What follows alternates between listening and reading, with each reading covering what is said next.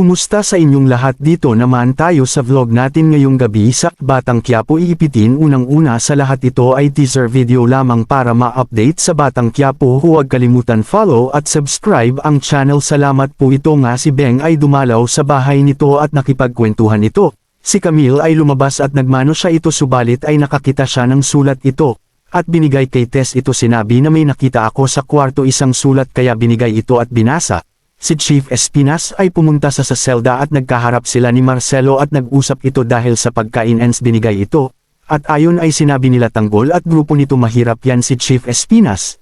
Dumating ito si Reger sa bahay galing sa trabaho at dito ang kwentisya. Dito dahil sa sinasabi ito bemang tungkol sa kulangan ito, si Chief Espinas ay di ito nagpatinag kay Marcelo ito.